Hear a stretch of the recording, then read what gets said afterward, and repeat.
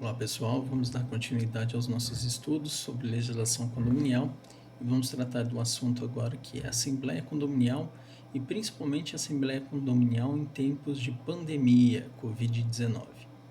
Bom, nós vimos nas nossas primeiras aulas que toda a reunião, toda decisão importante que um condomínio precisa tomar, ele precisa se reunir numa reunião composta pelos seus moradores e essa reunião tem o nome de Assembleia Condominial.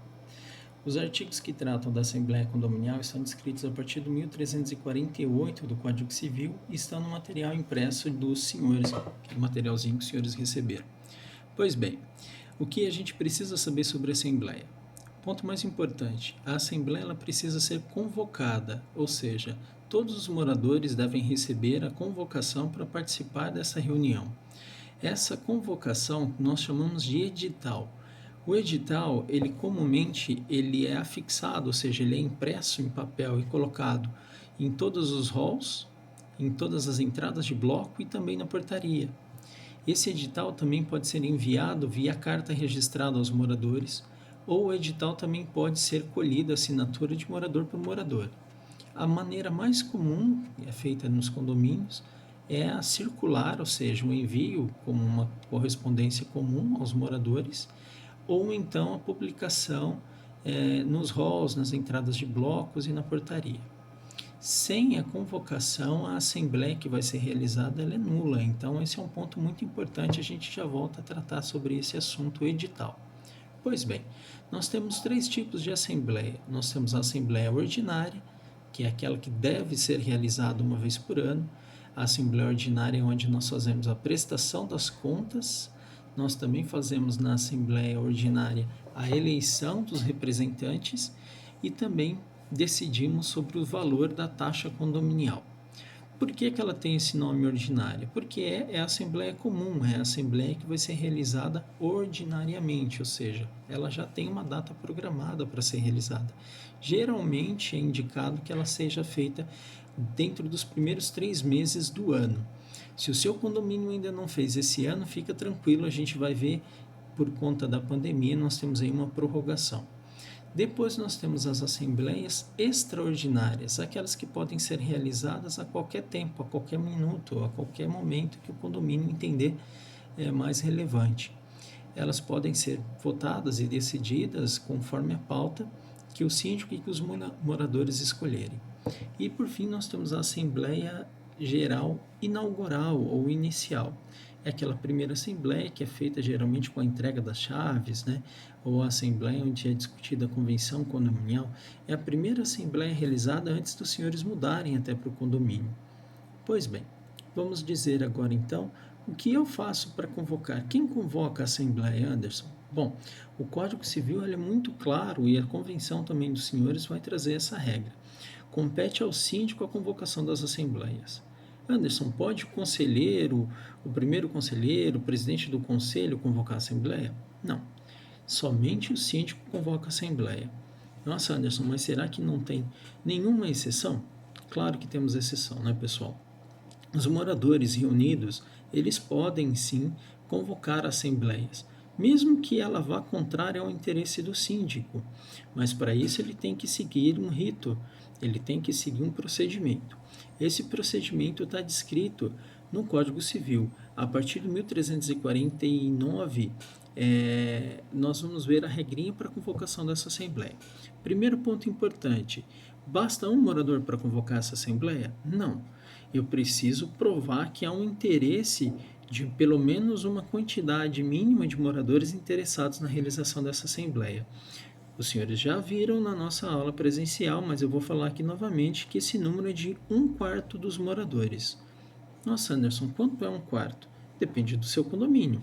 Se o seu condomínio tem 200 moradores, você vai dividir 200 em 4 partes. Você vai verificar que você precisaria, então, de pelo menos 50 assinaturas. 50 assinaturas no quê? No edital de convocação. Lembra que eu falei que a assembleia é convocada através de um edital? E como eu faço esse edital? Bom, a internet está cheia de modelos, mas no fim do curso a gente se comprometeu a oferecer para vocês um modelinho de edital. Mas ele é muito simples. Imagine o seguinte documento. Esse documento o pessoal chama muitas vezes de abaixo-assinado, mas não tem nada a ver. Agora que a gente está tratando de legislação condominial, a gente precisa usar os nomes corretos. Então, é um edital de convocação de Assembleia Extraordinária. No cabeçalho, ou seja, na cabeça dessa folha que vai ser coletada assinaturas, tem que ter a data, a hora, o local e o motivo, ou seja, qual a pauta dessa Assembleia. As assembleias que são realizadas dessa maneira geralmente são para destituição de síndico ou destituição de um conselheiro. Imagine o seguinte: os moradores estão insatisfeitos com a gestão do síndico, o síndico tem um mandato de 2 anos, dificilmente ele irá convocar uma assembleia para que ele mesmo perca o cargo. O que é feito nesse caso? Os moradores que estão insatisfeitos colhem as assinaturas nesse edital com a data, a hora e o local onde vai ser realizada a assembleia, que pode ser no próprio condomínio, convoca coletando as assinaturas dos moradores. Não é que chegou no número 50, por exemplo, que ele vai ter que parar de colher as assinaturas. Ele tem que convocar todos os moradores. É que nesse documento precisa de pelo menos 50 assinaturas. Imagine só, um morador que toma ciência, mas ele não quer assinar. Mas é obrigatório que todos os moradores sejam convocados, senão essa assembleia não terá validade. Tá? Então, todos os moradores receberam a circular, o documento, foi colocado nos blocos que será realizada a assembleia e você tem esse documento com 50 assinaturas. Bacana, legal. Vai servir para destituir o síndico, Anderson? Sim, dependendo da votação. Nós vamos ver que nesse caso específico, para destituição de síndico, o Código Civil vai falar, ele vai trazer para nós a seguinte expressão: maioria absoluta de seus membros. Qual é a maioria absoluta? A gente já viu também na nossa aula. Nós temos a maioria absoluta, ou seja, 50% mais um de todos os moradores. Nesse caso, então, que a gente está utilizando como exemplo de 200 moradores, quanto seria 50% mais um? Ou melhor, qual seria a maioria absoluta em um condomínio com 200 moradores? Seriam, então, pessoal, 100, que é 50%, mais um. Ou seja, 101 moradores teriam que estar presentes nessa assembleia de destituição do síndico. Nossa, Anderson, parece um número muito difícil. Sim, mas lembrando que o decreto anterior, o decreto 64, ele determinava 2/3, ou seja, que era um número muito mais difícil de você atingir. Nesse caso específico, então, nós teríamos uma assembleia convocada com 1/4 e precisaríamos de pelo menos 50% mais um dos votos. Anderson, não é 50% mais um só dos presentes? Não, pessoal, o Código Civil é bem claro. 50% mais um que configura a maioria absoluta. Tem bastante discussão, tem juízes que acabam entendendo de maneira diferente, mas na prática processual que a gente tem visto, a Assembleia convocada nesses termos tem dado resultado, o juiz tem sim garantido nesses casos a destituição.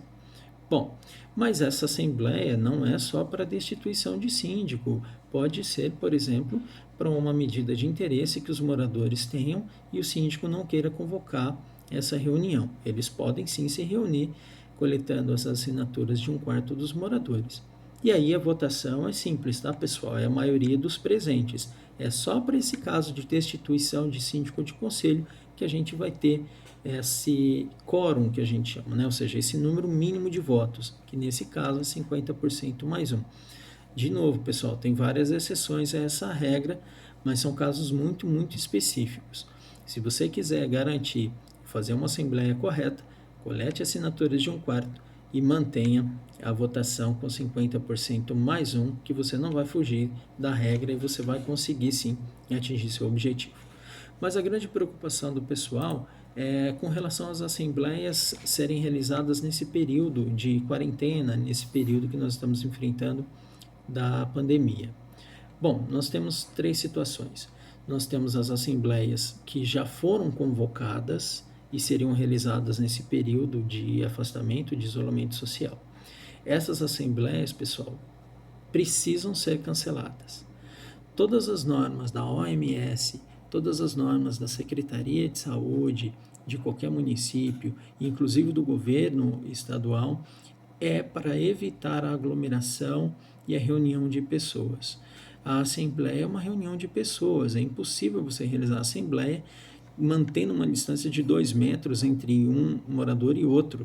Seria impossível, teria que ser realizada num campo de futebol, e mesmo assim a gente teria problema, porque as pessoas em determinado momento estariam muito próximas umas das outras. Então, as assembleias que já foram convocadas, a orientação é para que sejam canceladas. Já volto a tratar desse assunto. As assembleias não convocadas, ou seja, vocês querem algumas assembleias, mas elas ainda não foram convocadas, ou seja, elas não têm data, elas estão proibidas de serem realizadas, pessoal, por conta dessas determinações que eu acabei de falar para vocês. Não é possível a aglomeração de pessoas no condomínio. Nesse sentido, se você tem um item muito, muito importante, a gente vai encontrar soluções para que elas sejam realizadas. O terceiro caso são aquelas assembleias que devem ser realizadas, que eu mencionei no comecinho da videoaula, que são as assembleias ordinárias para prestação de contas ou então para eleição de síndico. Se o seu síndico teria um mandato terminado agora em março ou em abril, o mandato dele automaticamente será prorrogado até a próxima data possível com o fim da quarentena. Mas, Anderson, e os bancos e os órgãos públicos vão aceitar o mandato do síndico com essa prorrogação sem assembleia? Vão, pessoal. Toda orientação nesse sentido, seja para movimentação financeira, seja para qualquer certificado digital via e-social, que o síndico precisa autorizar e assinar também, tudo será prorrogado, mesmo que o mandato dele tenha terminado nesse período. Tá bom? Então, após a quarentena, assim que possível, as assembleias serão convocadas. Anderson, eu tenho um caso muito, muito grave no meu condomínio, é algo emergencial, não é possível aguardar o término dessa quarentena. O que é possível de se fazer?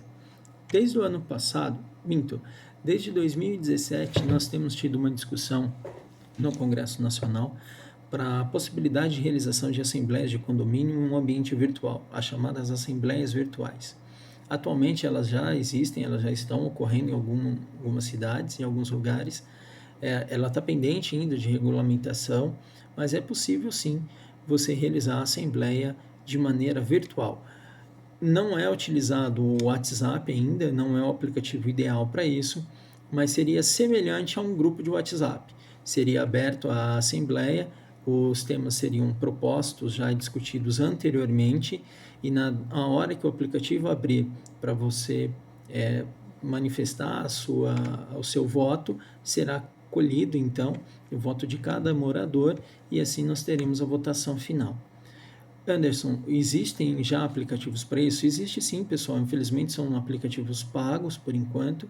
Na verdade, são empresas que prestam serviço para administradores de condomínio, e algumas administradoras de condomínio já têm esse sistema para realização das assembleias virtuais. Esse sistema ele precisa observar duas coisas muito importantes. Primeiro, a convocação, lembra do edital? Ele é obrigatório, todos os moradores têm que ser convocados e todos os moradores têm que ter o mesmo tipo de acesso para poder participar da assembleia. Se nós tivermos um morador que não foi contemplado, que não vai ter acesso a esse sistema, a essa assembleia já seria nula. Então nós temos que garantir o acesso a todos os moradores, ainda que nem todos eles vão participar, mas todos os moradores têm que ter o acesso a esse aplicativo.